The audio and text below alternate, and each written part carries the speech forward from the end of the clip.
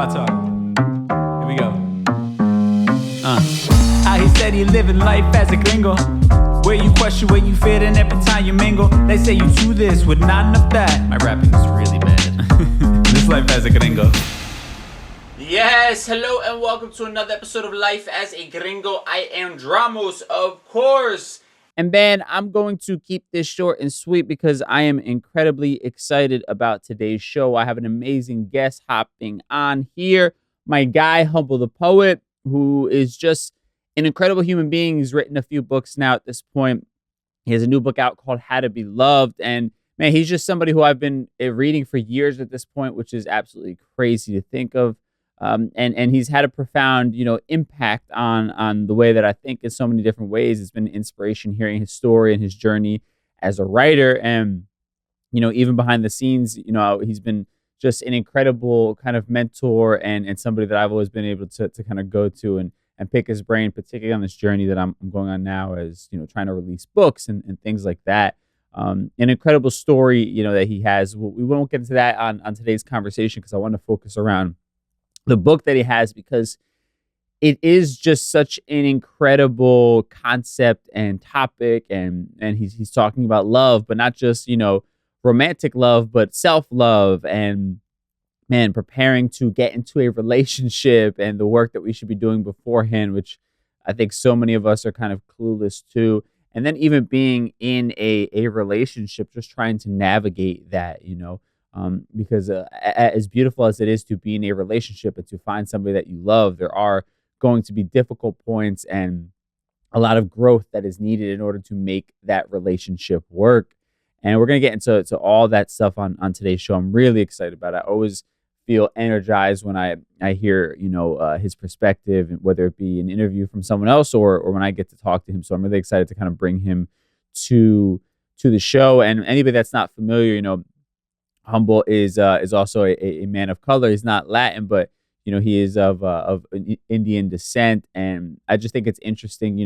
He doesn't look like your typical kind of wellness author or figure, and we get into that. I know a lot of people listening to this, myself included, we struggle with that imposter syndrome, right? So we're gonna pick his brain on not only the book, not only the conversation of love and personal growth, but also what it's like to navigate in a world that you don't really see anybody that looks like you, right? Let's be real here. So, man, we're going to get into that. So basically today's show is just going to be one long Mi Gente segment, and I'm beyond excited to bring you guys this conversation. And as usual, if you haven't yet, real quick, a little plug. Check out my other podcast, The Street Stoic. We combine hip-hop lyrics and quotes with ancient Stoic philosophy, bringing you that daily dose of inspiration. Less than 15 minutes, and it's like a Monday through Friday podcast to start your day. That's my plug, The Street Stoic podcast. Go check it out if you haven't yet. I'm really proud of it. We've been getting a lot of great feedback, so please check that out. And without further ado, let's bring on today's guest, Humble the Poet, and we'll do it in our Mi Gente segment. Mi Gente!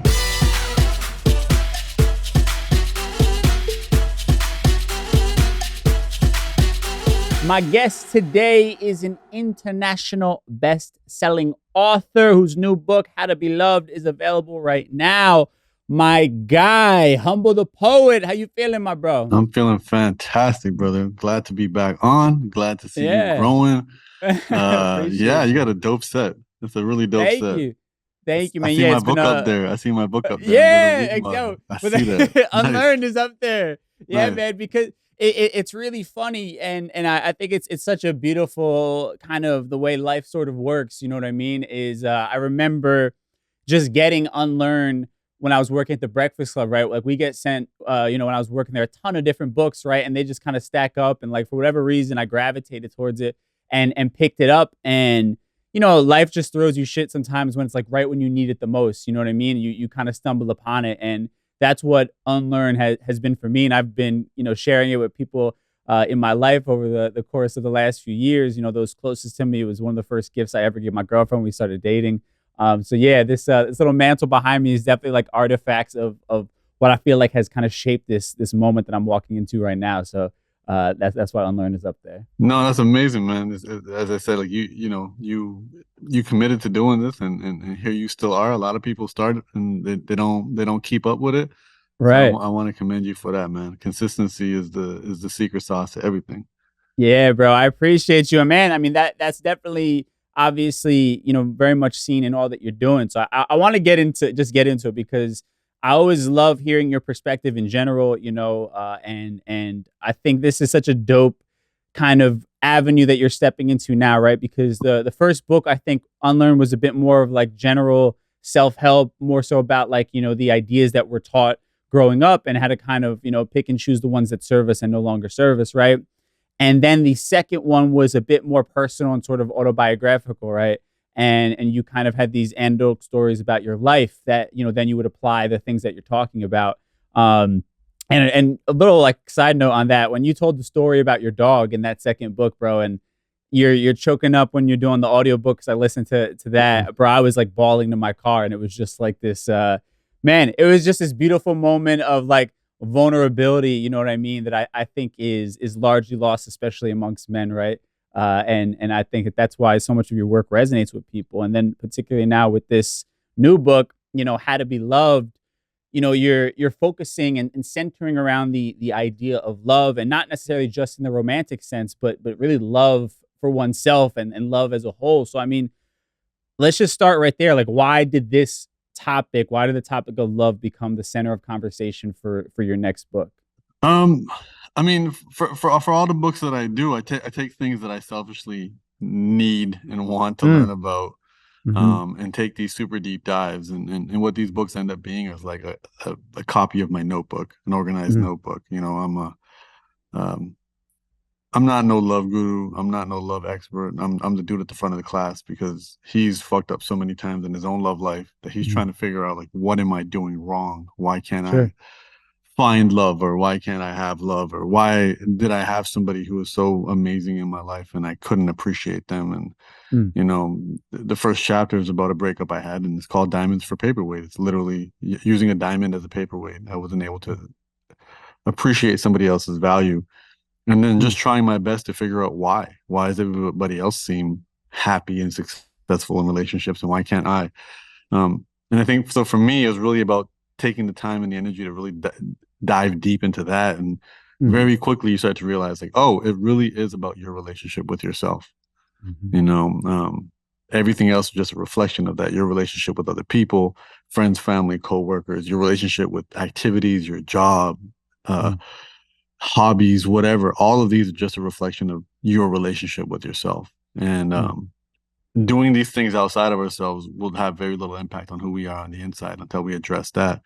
So for me, that's really what it was. It was me realizing that I am struggling in this space and I want to go on this journey to figure it all out. And that meant reading every psychologist, reading the Bell Hooks, reading the Esther Perels, reading religious texts, reading Shakespeare, watching Disney, all of that, like just everything, trying to get a better understanding of why do we believe the things we believe around love, and what actually works and what doesn't serve us anymore based off who we are in 2023.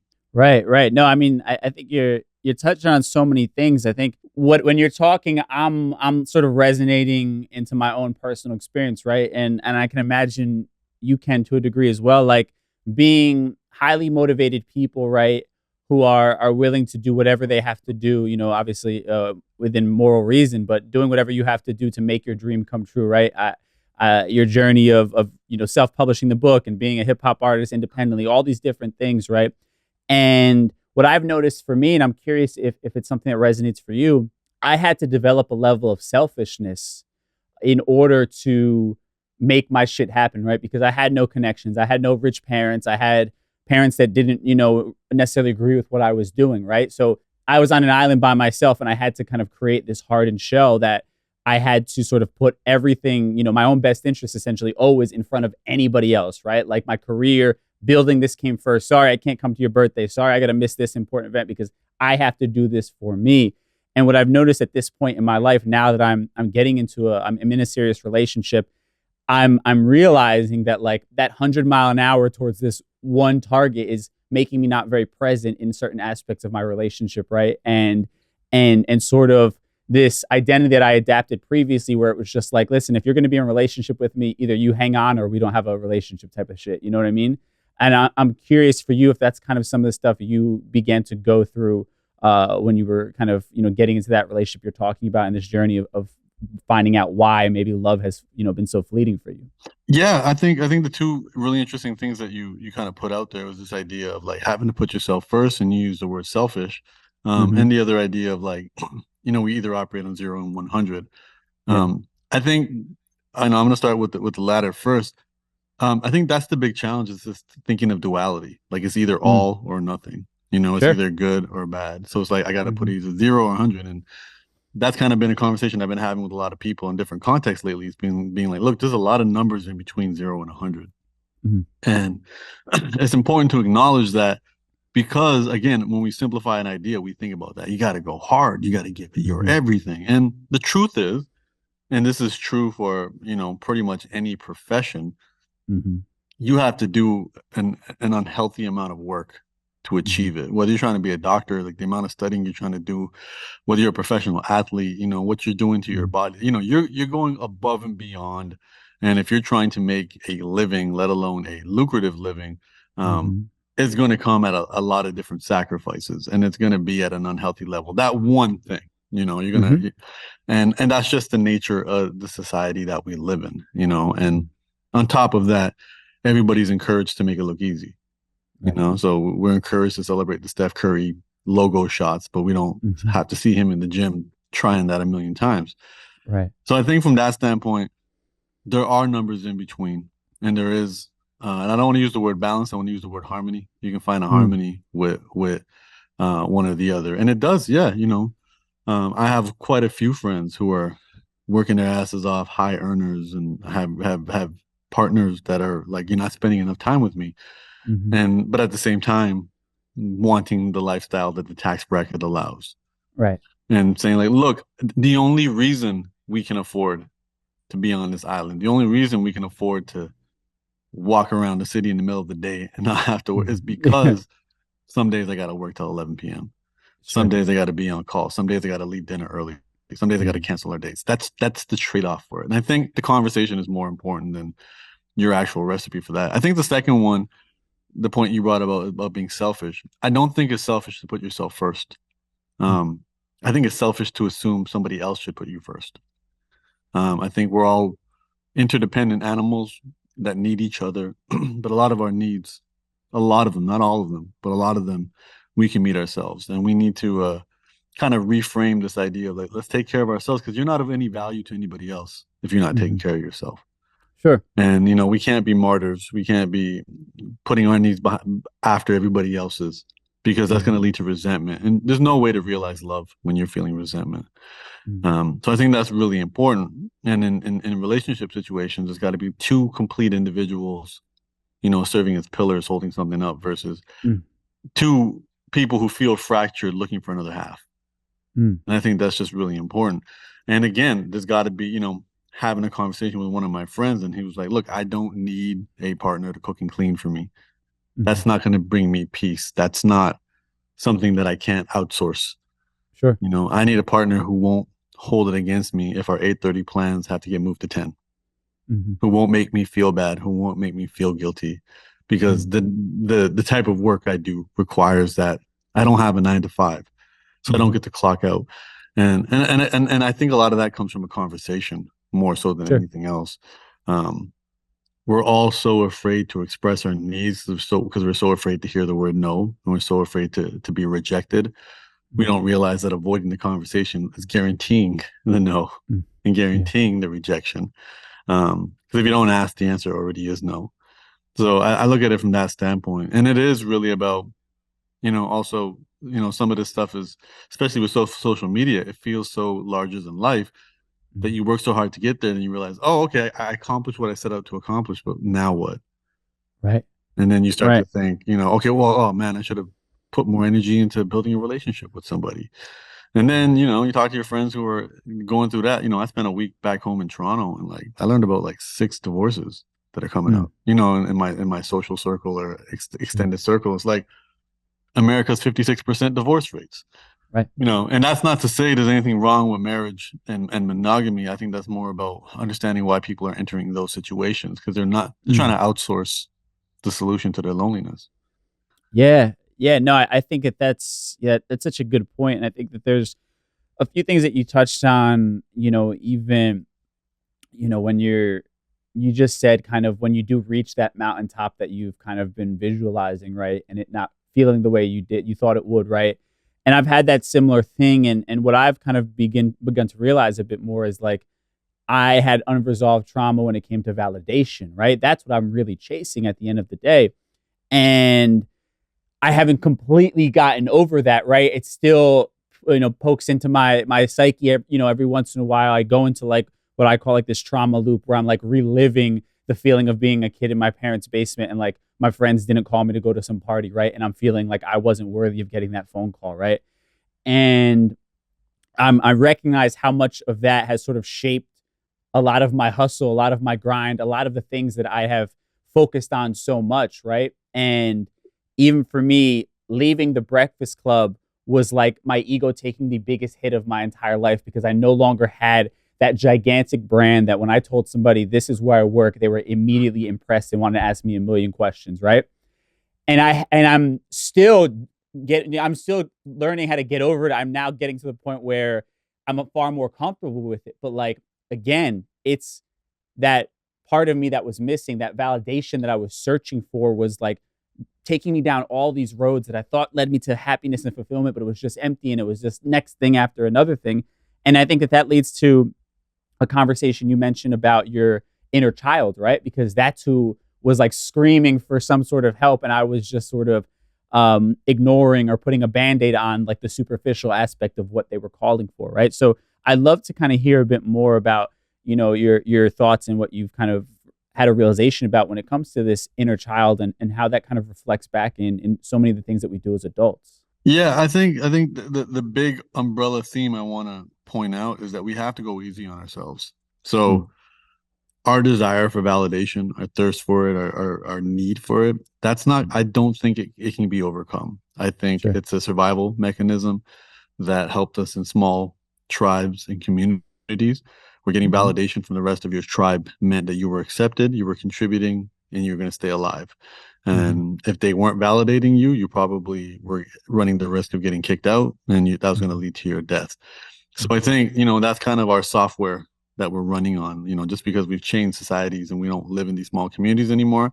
That fear is still there. That's why FOMO feels like crap. That's why rejection feels like death. Yeah. So, it's just the FOMO is not life or death, but it still triggers that same ancient kind of anxiety. So I think, I would abandon language like, overcoming that because I don't think it ever is. I think the best we can do as the creatures that we are can be aware of it. And be aware of like, oh, I'm feeling FOMO because anytime I feel left out. And again, I feel that all the time and I pick up on it in the slightest ways.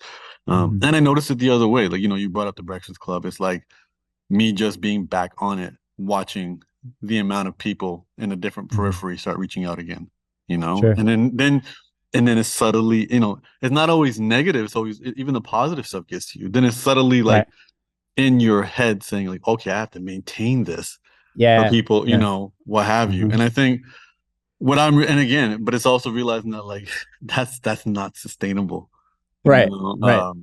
That show is its own entity and it's going through its own changes, and one day it may not even be there anymore, and you can't attach your worth to anything like that.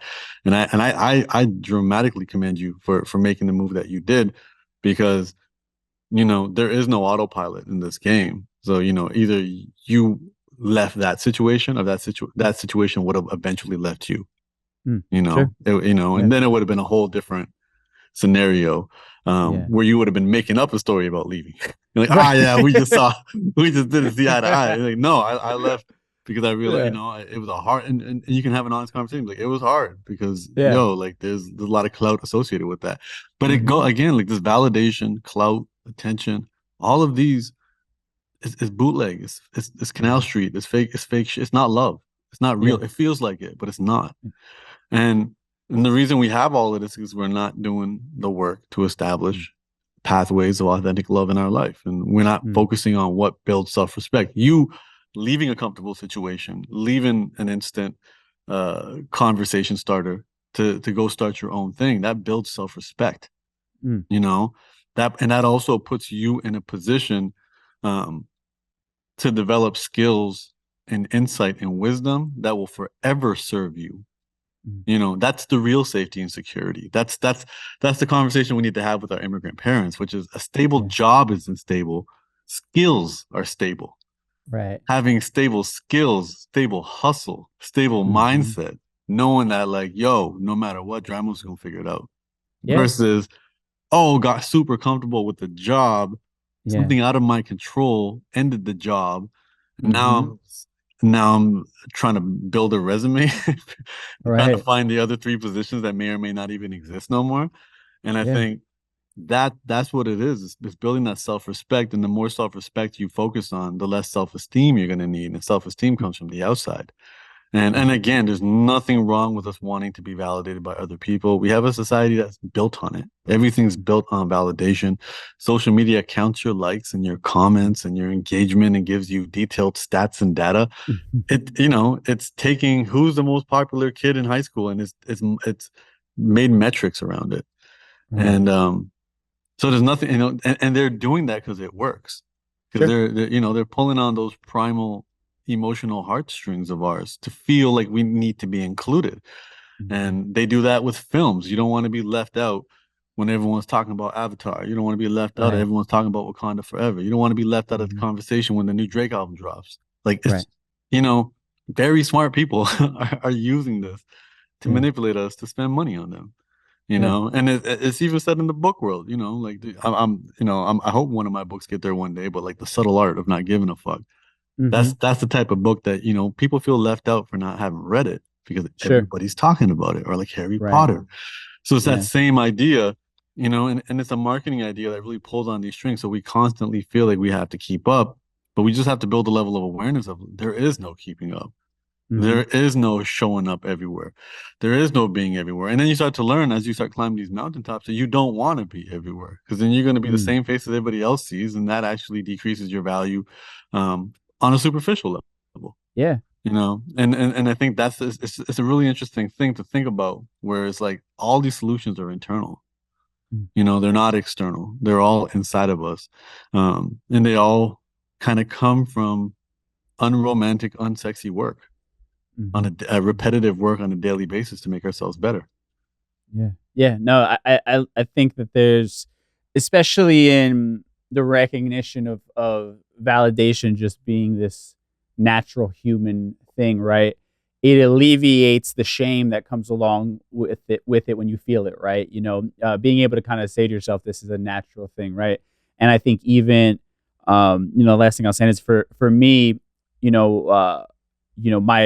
my girl had kind of like pushed me in that direction a bit. Like, if you're feeling like you need validation, it's okay to do something that kind of makes you feel validated, right? As long as it's not anything detrimental to what you're doing, right? So for me, it was something, one week I was feeling that way, and I just went on Instagram Live and like connected with the people who really fuck with me. You know what I mean? And like, I got off of that and I felt recharged, you know what I'm saying? And I didn't feel shame around it because it wasn't anything negative that I did, right? I just connected with people and I got that natural sort of human yearning that we all have, right? And kind of in what you're saying, I think verbalized what I was feeling in that moment for sure. But I don't want to make it just about me, so I want to talk about, you talk about the idea of like finding self-love, if you can, before you even get into a relationship, right? Before seeking out a partner, making sure that you've done that hard work on yourself. So I mean, for you, kind of, what have been some of the crucial themes that you think that you've kind of come across when doing the research for this book and writing, that you think are like the cornerstones of that work that, needs to be done before you get into a relationship, before you can truly love somebody else? So I think the first idea is I want to abandon this idea of finding love. Love, I feel like it's more like realizing love. And the analogy I like to use is the breeze. Love is the breeze. The work that we're doing is opening the sail. We're not looking for the breeze. We're just connecting with the breeze that's always there. So we're building paths of love. I can build a pathway. Every time I have a conversation with you, we are strengthening that pathway. We're paving it even stronger. We're clearing out whatever mess might be there, whether it's over time, not knowing what's happening with each other, whatever. That's what we're doing. We're establishing this pathway between us, and it gets stronger the more vulnerable we are with each other and what have you. And it's the same work that we have to do with ourselves. And it's abandoning old ideas that have been kind of taught to us either through culture, religion, society, or, commercialism. One of the big ideas is that you got to be something or do something to earn love. And that's just not true. And we know that's not true because we think about everybody we love. We require nothing of them to love them. Your mom does not have to be anything other than your mom for you to love her. And, I'm sure her, like every other human being, is not perfect. And none of those imperfections disqualify her from your love. You don't even need to have history with somebody. You can hold a baby niece and nephew for the first time and instantly fall in love. It doesn't require anything. They can take a shit on you and you'll still love them. So there is, these ideas that we have to be something. No, I think a lot of that comes in the form of getting people's attention for dating. But again, a lot of that's not going to establish much love either. So doing the work for yourself is what allows it, where it's like, if you embrace your own imperfections, if you accept your own, things that are not considered perfect, if you go easy on yourself, then that'll allow you to embrace other people's imperfections and go easy on them and accept them as they are. So tangible activities, I have a video on my Instagram right now, which is me in my underwear in front of the mirror, and that was inspired by, when people started hearing me saying I have a book about love, they would be like, you ain't even got a wife, you don't have all, it's like making a book about money and not having money. Right. So they're sitting there like, yo, you don't even have a wife and kids. Like, how are you writing about love? And I'm like, this is the love I'm writing about. I'm writing about the type of love that gets you in front of the mirror in your underwear, accepting what you see. So here it is. Here's me. Here are the results of what this book is. This is what I'm promising you. Read this book and you'll stand in front of the mirror and say thank you to what's in front of you and not be critical and not wish something else was different or not wish something was less thin or fatter or whatever the hell you wish things were. You're accepting yourself as you are, the same way you accept your siblings as they are, the same way you accept other people in your life that you authentically love as they are. So for me, it's expressing that gratitude, also understanding that all connections are formed through vulnerability. So being vulnerable with yourself through prayer. Prayer is the most honest time you're ever going to say what you want, the most honest time you're ever going to say what you're thankful for. I don't even care what your religious beliefs are. Just go down on your knees and pray and hear what you have to say out loud. You're going to be very truthful about what you actually care about, what you're actually, paying attention to who you envy. When you envy somebody, they are helping you reveal what you value in life. This allows you to establish a deeper relationship and more self-awareness with yourself. Journaling, again, write. Get it out of your head and get it onto the page. Again, these are all exercises to be more vulnerable with yourself. Dance with yourself. Close all the blinds, do all what you got to do, but then dance. Feel your body. Feel how it feels. Get more intimate with yourself. You can hug yourself. It's called self-havening. All of these are activities that you can, and these are all the things that we do with other people to develop relationships. We tell them our deep, dark secrets. We get intimate with them. We dance with them. We share our dreams with them. All of these things you can do with yourself. You can take yourself out on a date. All of these things are completely doable. And once you do them with yourself, you're way more prepared to do them with somebody else. And now you can skip kind of these facades, these best foot forward facades, because that's what we're all taught to do right now. We're all taught to, Instagram is turning everywhere into Los Angeles. Everything's becoming for display purposes. Everything's being done and motivated for the gram, but there's no love there. It's look happy, don't be happy. Look like you're in love, don't be in love. But I think, and I love that Drake line, which is, I knew a girl who got married and put her phone down. That just sums it all up very, very easily. And because when you start doing the work inside, you need a lot less validation on the outside. No, that's true. That's a good Drake line, by the way. I wanted to reference something you were talking about your Instagram, and you had this post that said, sometimes the pathway to love is paved with pain. You want to expound upon that a little bit? Yeah, we live in a society that will sell us everything to avoid our pain. Mm, Pain is not our enemy in any capacity. Um, the vast majority of all emotions humans experience would be considered negative. I think the mm, only two positive emotions humans have is happiness and surprise. mm, Everything else is negative, and the reason for that is because negative emotions keep us alive. You know, um, Now we're in a society which is saying, don't listen to these emotions. They're the mm, enemy. Here's a pill for that. Here's a mm, drink for that. Here's a screen to flip your thumb through to give you some mm. dopamine. Like, just feel good Sure. all the time. You need to be Yeah. happily ever after. Mm, And the truth is, we don't. We definitely yeah. are not designed or wired or should be happy all the time. You Right. don't learn when you're happy. You don't grow when you're happy. You don't improve when you're happy. Mm, All of that comes from the unpleasant emotions. And mental health issues don't come from things like anxiety. Mental health issues come from trying to suppress the anxiety, trying to shut mm, down the anxiety. Anxiety is just a message, like pain. These are mm, messages. They're telling you something. Whether they're telling you to get your hand off the hot stove, whether they're telling you that mm, you're around the wrong person, whether they're telling you that you're not getting enough sleep, mm, these are just messages talking to you. And mm, that requires us to sit with the pain, sit mm, with it, listen to it, feel it. mm, Remember that every single emotion we've ever experienced in our entire life has went away. Every emotion has been temporary. The good stuff and the not so good stuff. mm, So when we avoid our pain, when we delay the pain, when we medicate the pain, all we're really doing is delaying what it's trying to tell us. And mm. it's chipping away at us because of that. And Right. now our chases for pleasure are less about feeling good and more about not feeling bad. Mm, Pleasure now takes us to zero. A cigarette doesn't make you feel good, it just brings you back to zero. It makes you mm, calm again. And right. what we're really chasing is that calm. What we're really chasing is that peace. That peace is what love is. Mm, It's not joy, bliss, all of these crazy, intense emotions, because those would fry your brain. Like, those are, when sure. you're super happy and you're crunk, you make a bunch of promises, you never keep them, you know? Right. Right. Being more even keel and being at peace is what the priority should be. And that requires just sitting through unpleasant situations. And we all Mm, know this, like, if you want to improve your body, you got to voluntarily put yourself through pain at the gym. sure. And if it was an Sure. easy day at the gym, it probably wasn't a good day at the gym. Right. And it's the Right. same thing with life. And I think it's a Yeah. really important kind of thing to understand because the pain manifests itself in different ways.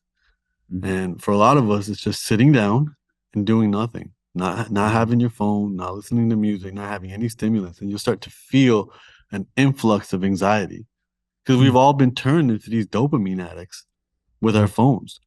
Yeah. We're modern crackheads, Yeah.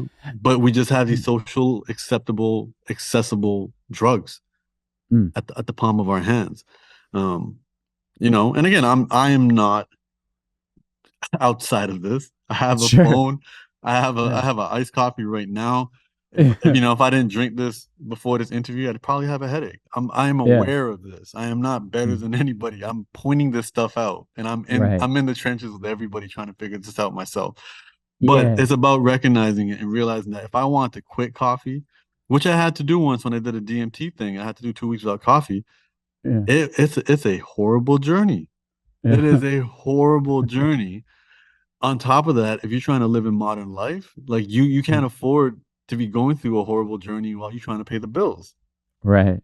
And Right. it's such a really interesting thing where it's like, okay, Yeah. I could probably not need coffee as long as I don't have to work, Right. you know? Right. And if I didn't have coffee, I probably wouldn't need anything to help me sleep. Right.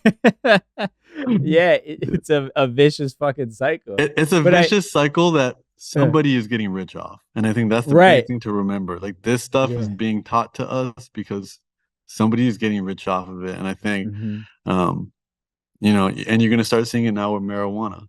First it Yeah. was outlawed and it was the devil. Now people are going to get rich off of it. They're going to slowly incorporate it into culture. in ways that aren't even going to make it beneficial for us. And I can tell you, bro, don't talk to me until I have my coffee. And that kind of sounds socially acceptable. It's socially acceptable to say that, and caffeine isn't a hallucinogen. It's an actual hallucinogen. It's and it's the most abused drug in the world. And I think it's just really important to understand. So when I talk about pain, I talk about that. And it's also recognizing, like, especially for us men, your partner comes to you with their problems and we try to fix them. We're the fixers. Yeah. But the reason we're the fixers is because they're triggering our pain. And we don't want to hear that. We don't want to hear them in pain because it makes us feel the pain. And we're not used to dealing with that. No one taught us to sit with the pain. Nobody taught us to it's okay to be sad. It's okay to cry. We think that makes us weak. When really it's a strength. And what I learned way older than I should have learned is that empathy is feeling the pain and just sitting with the other person in it. It's not even saying I'm sorry that must suck. It's like, yo, you are triggering my pain and now I'm also in pain. Let's just hug each other and be miserable together.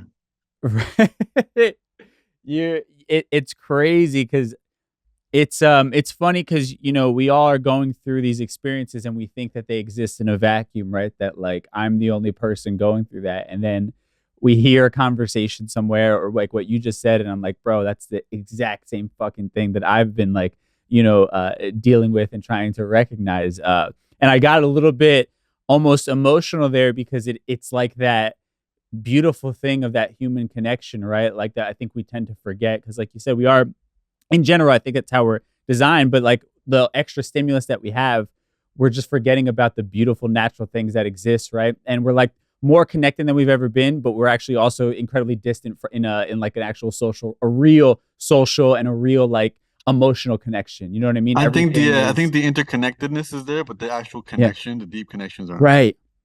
Exactly. We're accessible, not connected. Yeah. Exactly. That's beautifully said. Yeah, because it lacks substance, right? So it's that we're not having real conversations. We're just showing each other our highlight reels, and we're like, oh, I know you went to fucking Jamaica last week, right? But I don't know. Did you have a good time, a terrible time? Did you get like I don't know all that you went through in a real way, right? And we kind of take that surface level connection and think that we sort of know each other more than we actually do, right? And that's why I love books like this. I love conversations like this one. I think they're so important. And I don't want to keep you too long, so I just got a couple more things that I found really interesting that I wanted to get your perspective on. And one of the other things was you talking about considering your attachment style before you got into a relationship, right?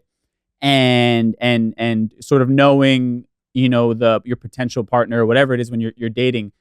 These are sort of things that I feel like people aren't aware, I think, unless you're really invested in this personal growth type of thing. And I think some people might even argue it's like, yeah, but now we're making love scientific to a degree, right? So I'd kind of first and foremost love to hear, what the attachment styles are for anybody who doesn't know, but also your take on kind of like, are we taking away the magic behind love as well by kind of fine tuning it too much? So let's start with the attachment styles. I mean, and you can get granular with it, but like the three main ones are avoidant, anxious, and secure. Sure. Avoidant is what we would obviously call the person who keeps you at arm's distance, the fuck boy, the whatever. Anxious is like the needy person, the person that doesn't give you his face, and then secure is somebody who's healthy in a healthy situation. And you can Google attachment style quiz in the last questions. You can kind of figure it out.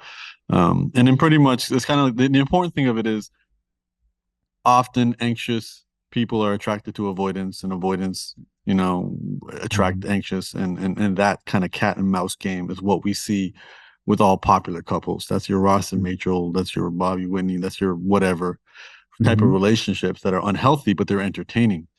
And we start to view them as a model of what things need to be, because secure people in secure relationships who are okay with imperfection, okay with things not being completely perfect, okay with not having a dream person, not relying on a spark, all of these types of things, and they last. They wouldn't make for good TV. It'd be very uneventful, but it'd be peaceful.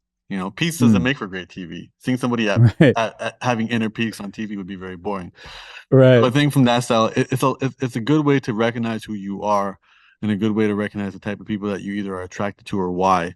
And there's a lot of work and a lot of tips and tools if you're any of those, and how to deal with it. And I made a joke in the video that I posted on Instagram, just saying trick a secure person to be with you. That's the easiest way to do it. Sucker them in, because they'll make life a lot easier, because they'll deal with your shit. They understand that being with a human being means dealing with their shit, and they're okay with that. While the rest of us, anxious and avoidance, are like, this isn't the bliss I thought it'd be. I'm gonna run away. Right. And then to your second part, you know, kind of over scientifically, you know, interpreting all this to lose the magic. Yeah.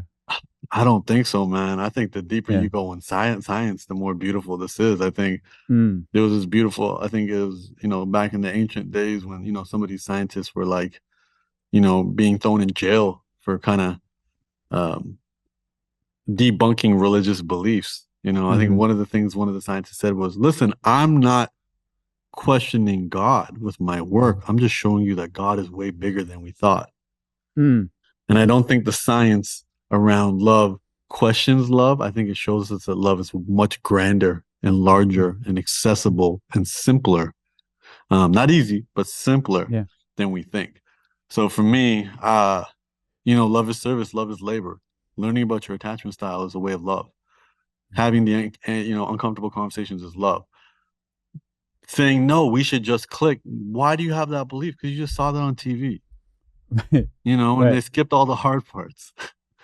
You know, and you know, and I think that's why it's important to look at this and be like, no, I have to do this with intention. You know, it's no different than having big dreams in entertainment. You know, if you watch, if you learn the hustle from TV, then the hustle is be really good. Somebody in a position of authority will recognize you and throw a bag of money on your head, and you'll live happily ever after.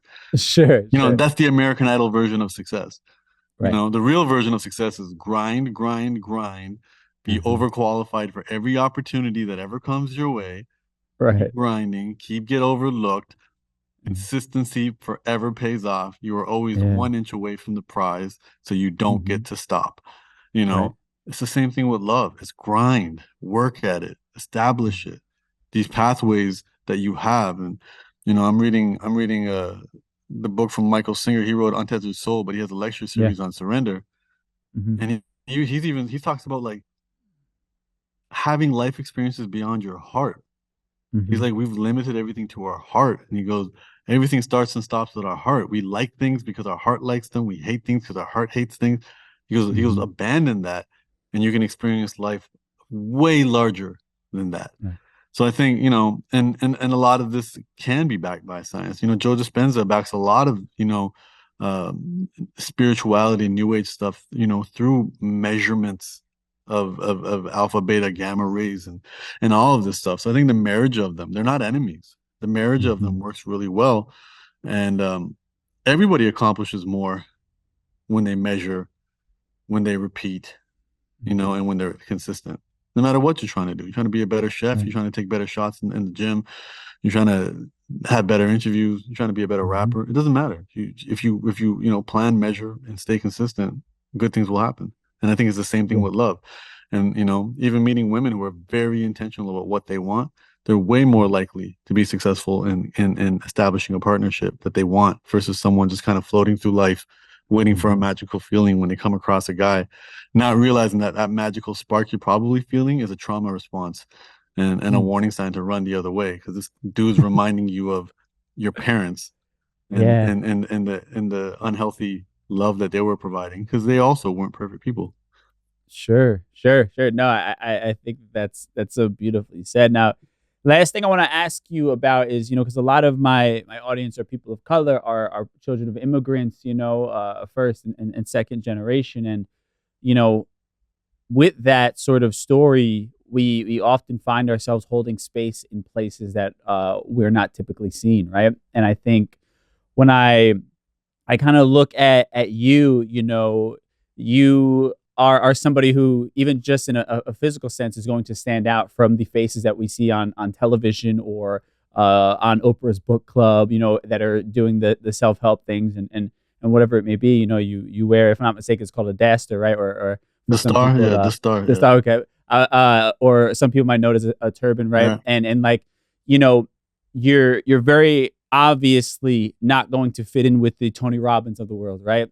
From a physical standpoint. And I'm curious for you, you know, especially in the world that we fucking live in right now, man, where there is so much hate targeted at anybody who checks a box of being different, right? Um, do you struggle ever with imposter syndrome in the world that you exist in? And if so, how does it kind of show up for you? Um, there was an author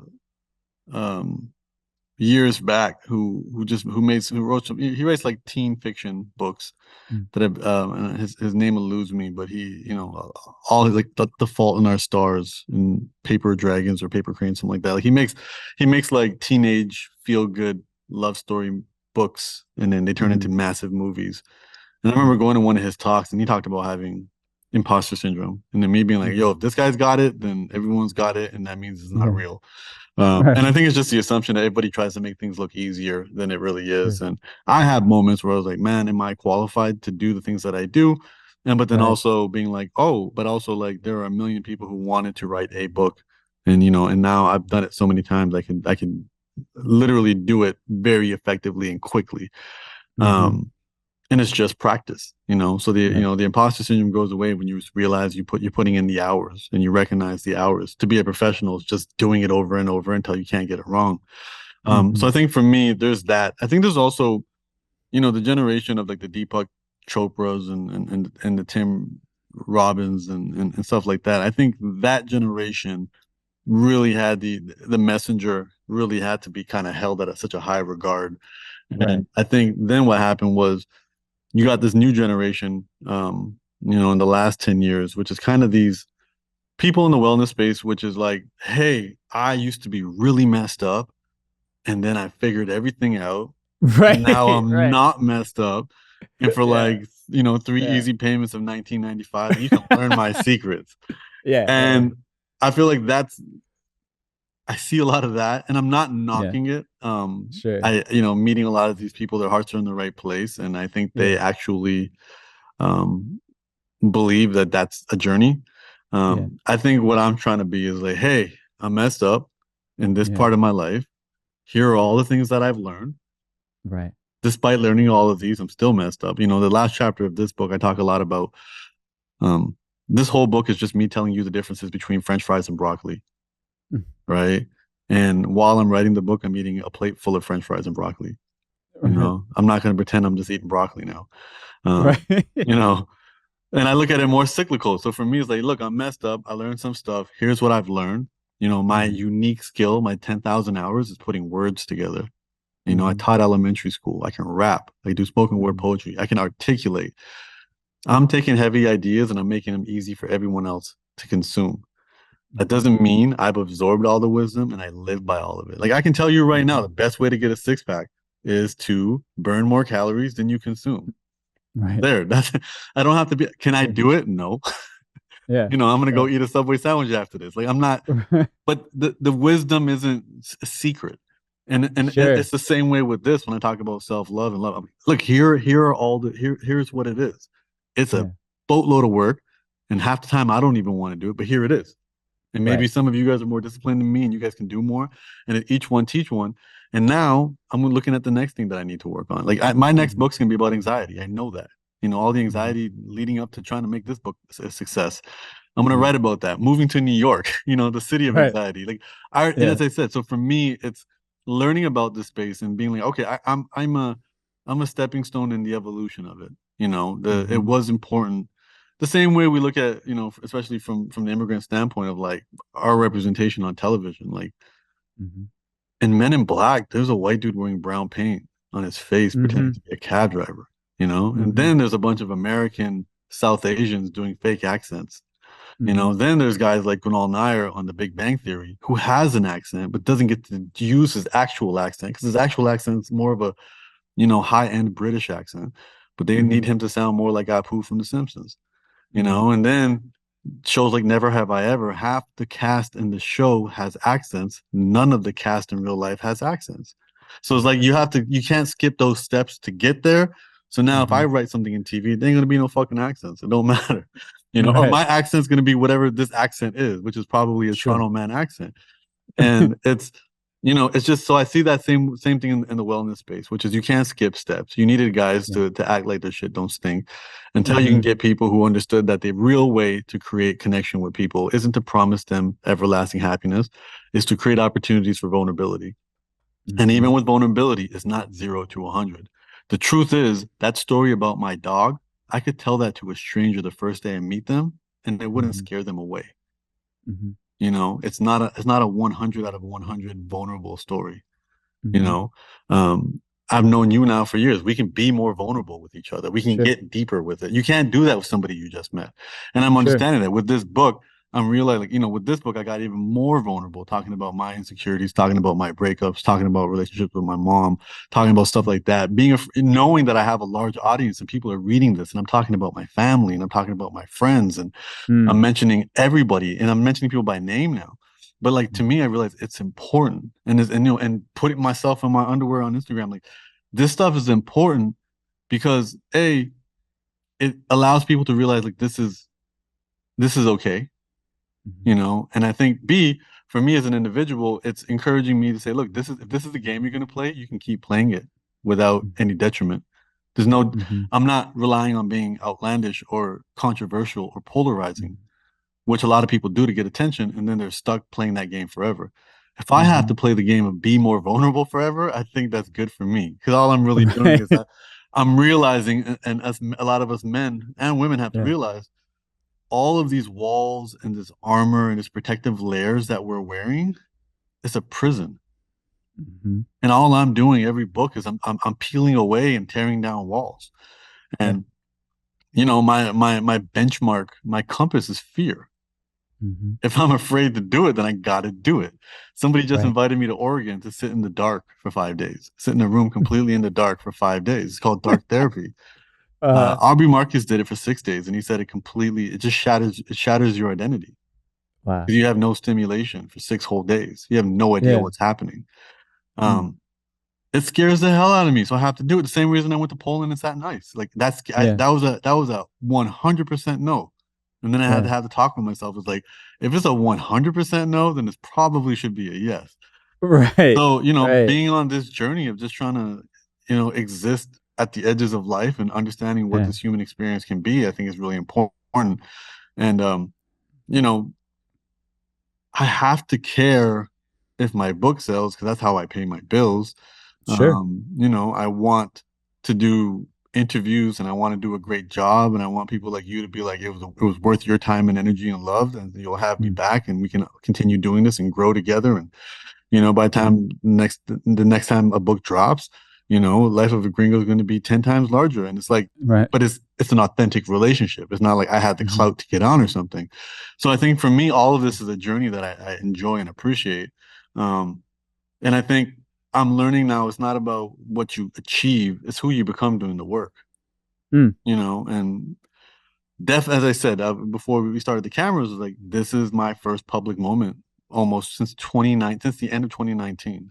I've been around, and I have a strong following and stuff like that. But when you have a moment, that's when people who ain't following you, people who ain't thinking about you, you have your moment. Like Kendrick has his moment once every 5 years and disappears. Right. This is my moment, and I don't disappear. I don't choose to disappear, but just the way the world works is you disappear in the noise after. And it's been so interesting from pros and cons in every capacity. And the beautiful thing of it this time around is I'm observing it. I'm not experiencing it. I'm observing it. I'm observing the treatment. I literally have famous people returning DMs that I sent them 3 years ago after the Breakfast Club dropped. And what's that difference though between observing it and experiencing it? Realizing that this isn't me. Like, I'm not happy. I am not sad. I am not stressed. I guess maybe it's not observing versus experiencing. I'm experiencing it versus being it. Mm. So I'm not happy. I'm not sad. I'm not stressed. I'm experiencing happiness. I'm experiencing sadness. I'm experiencing stress. Right. Right. Um, Right. Like your identity is not tied into it yeah, entirely, right? It's exactly. just a Yeah. moment in time. I am who is experiencing the world. I am who is experiencing the emotions. I am who is Mm-hmm. experiencing the thoughts. Mm-hmm. I'm not the thoughts. I'm not the emotions. I'm not the world. Right. Um, so when there's ultra validation, when there's a bunch of, you know, blue check celebrities posting Mm-hmm. about my book that I don't even know, or posting about my interviews that I don't even know, I'm observing it versus feeling it and being like, oh, you made it, you know. Right. Right. And I'm a lot more like, okay, I hope this helps when we negotiate the next book. Or I hope this Right. helps if I want to start another project. Oh, I hope Mm-hmm. this helps me get a meeting versus Right. I need this to feel like I matter. And I think I learned that just being in Los Angeles, which is like the hustle in New York is people are trying to survive. They're trying to keep Mm-hmm. their lips above water. The Yeah. hustle out here in LA is people are trying to maintain their identities, keep their Mm. identities above water, their relevance above water. You know, Sure. they may not necessarily have to worry about their bills, but Yeah. there's a fear of losing their relevance, their status, their power, Mhm. Yeah. um, their beauty, their what have you. And I Right. think that's just a really interesting thing because that's meant to die. As you said, Right. you killed, you know, DJ Dramos, Yeah. the dude working at the Breakfast Club. You killed him voluntarily Yeah. to create something new, and maybe one day you might kill life of a gringo if it no longer Yeah. serves what you need to do. And Right. I think that, you know, there's a quote about to love someone is to attend 1,000 funerals for who they used to Mm. be. And I think that includes ourselves. We have to attend our own funerals. And, you know, I started this book with a breakup. The breakup wasn't with the person. The breakup was with a version of myself Mm. in that Right. relationship. And I couldn't be with myself. I couldn't be with that version of a person. And that required me to change my life and my situation. Mm. Me leaving LA is the same thing. I'm breaking up with the version of me that has to survive in LA to start Mm-hmm. a relationship with the version of me in New York. And, you know, it's Right. going to take time to figure out if I want to be around that person either. And Sure. so all of it, you know, it's a long-winded answer to this idea of how I view myself. And that Mm-hmm. only came with time. You asked me this Right. after my first book. It was like, you know, literally a month after doing the Breakfast Club, the Toronto Raptors won the championship. First time in history. And I'm at all the games and Uh-huh. I'm getting endless love in the crowd because they're like, you Yeah. put us on, you put us on. Oh my, you know what I mean? Like it was a Yeah. whole movement and I was feeling like $1 trillion, you know what I mean? Security Right. guards, everyone was being super nice to me. You know, I'm getting places I'm not even Yeah. supposed to get to, you know, Right. and it's just like, then, you know, you want to fall in love with that. And I Yeah. think now it's a little bit more. I think that the pandemic slowed everything down, made you think about it like, wait, okay, that's all gone. There ain't no basketball Yeah. games to go to. There ain't no parties to Mm-hmm. get into. There ain't no none of that. Yeah. But a lot of those people are still talking to you. You know, the DJ at that club that's so hard to get Mm-hmm. into, he's still sending you DMs, you know, Mm-hmm. and asking you questions about his life and his love life or Mm-hmm. whatever. All of those relationships, that stuff's the real stuff, Mm-hmm. you know. And you may never call him to get line bypass to go to that club ever again, but the Yeah. relationship you built with them, that's actually what matters. Right. Not this, you know. And I think this time around, when all these moments are happening for me again, I'm like, oh, okay, there are people who are viewing me as relevant, and then there are people who are just proud of me because they care Mm. about me as a person. Sure. And these aren't people that are going to replace me or Mm-hmm. find another avenue if I get hit by a bus tomorrow. And I think Right. that kind of matters a lot more to me. Yeah. Yeah. That's so beautifully said, man. I always appreciate our conversations, bro. How to Be Loved, available right now. Go pick that Hmm. up. Where can people follow you, keep up with everything you're doing? You know, they got the book cover right there. Yes. Which I absolutely is beautiful. I love the kind of template that you have going on, your branding. I think it always just makes for a really easy read, which I think is some of the hardest things sometimes with getting into Yeah. books, Getting especially into, yeah, if you're not an every avid chapter is reader. only 2 pages. You can Yeah. open up to any page and you'll find something you love. You don't have to read the book in order. And I'm just trying to make it easy for people. You can find me at Humble the Poet on Instagram and all other social medias. The book is available everywhere books are sold: Amazon, Barnes and Noble, Indigo if you're in Canada, you know, most international bookstores. And then as well, if you can't find your bookstore, you can go to humblethepoet.com/love. And there's more ways to get the book. And it's also available in Perfect. audio, and it's definitely more emotional chapters in this one as well. Yeah, I definitely recommend the audiobook. I think your history as a rapper lends well to you Yeah. doing an audio version and keeping it entertaining. So I definitely recommend the audio version of your books. But my bro, it's always amazing catching up with you, man. And I appreciate our conversations, both on camera and off camera. So I really do appreciate you. Thank you, brother. I appreciate it, man.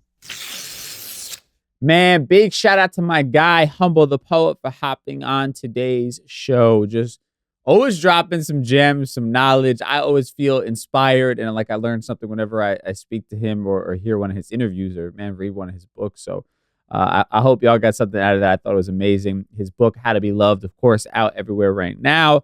And without further ado, let's just kind of tie everything we talked about today in a neat little bow in a segment we call Conclusion Stew. Time for conclusion stew. Man, what is left to be said about this conversation with Humble?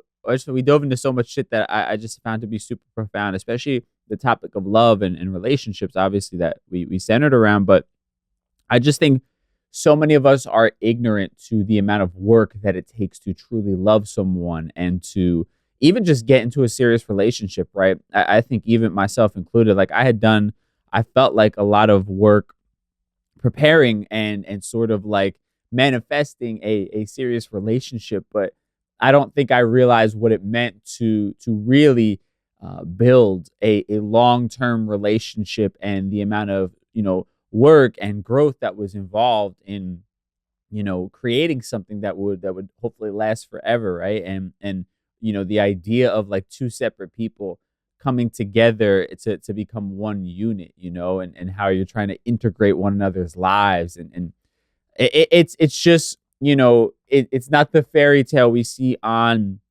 TV. And of course, it's a beautiful thing. Love is an incredible thing. And I'm grateful to have found it, to be in a beautiful relationship. But I think it requires a level of work and self-awareness that we're not taught about, when we speak about love growing up, or I feel like we're taught like the birds and the bees, but we're not taught how to genuinely love somebody, how to be in a real relationship. And that's just something we have to figure out. And we bring on, our own baggage into each relationship. We have to figure out how to navigate through that, right? And get over our own shit while also being there for someone else who's trying to work through theirs.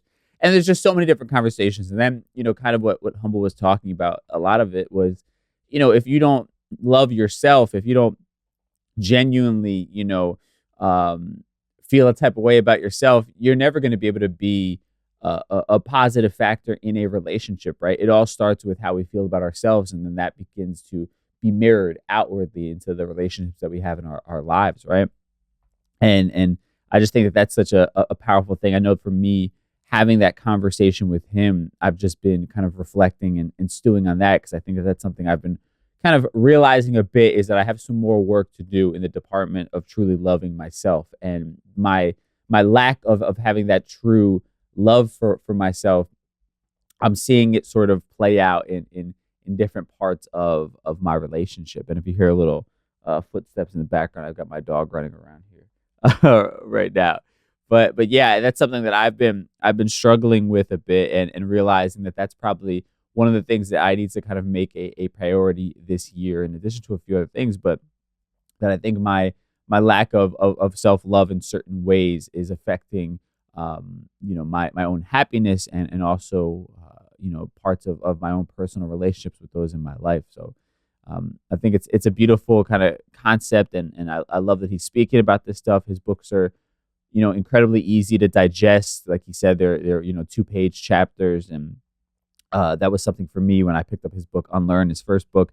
That was just like a game changer for me. I would read a couple pages a day. And I have it here. If you're watching the video version of this on YouTube, on the My Cultura podcast YouTube page, I have it behind me on my mantle as one of my more influential items that I own, and that has had a profound impact on my life. But, I just think, man, there's a lot of work to be done. The work never ends. And I think that that's kind of the synopsis for all of this. We think we have it all figured out. We think once we get that person, the work is all done and we're like good to go and we can put it in autopilot. And I think that couldn't be further from the truth. There's always some growth to happen. And at times it could be uncomfortable, but we have to keep in mind we're pushing towards the best version of ourselves, and also giving ourselves a break. In that conversation, we were talking about my need for validation, and then just understanding like this is a normal sort of human emotion to a degree, right? And as long as you're not doing something detrimental to your life, like you have to be, accepting of the fact that you're human, and these are things that are going to come up for you, right? Man, just so many different conversations. I'm gonna go read the book myself. I've only been able to read parts of it thus far, but I just want to get him on the show while he was still in his book cycle. I'm gonna go finish that up, but I just think it's man, love is a really difficult concept. I think we oversimplify it in like this commercialized society that we live in, and I think to maintain it takes a lot of nurturing, and to be able to truly share it with someone else takes a lot of self-awareness, a lot of growth on the personal end of things, and also the foundation of it is loving yourself first before you can love anyone else. I think is kind of the takeaway from today's conversation. Now, with that said, thank y'all so much for tuning into today's show. Again, Humble the Poet, How to Be Loved. The book is out everywhere now. The book is out everywhere right now, including the audio version. My other podcast, The Street Stoic. Check it out wherever you find podcasts. And man, that's it. We'll catch you on Thursday for our Thursday Trends episode. Until then, stay safe. I'll talk to you soon. Peace.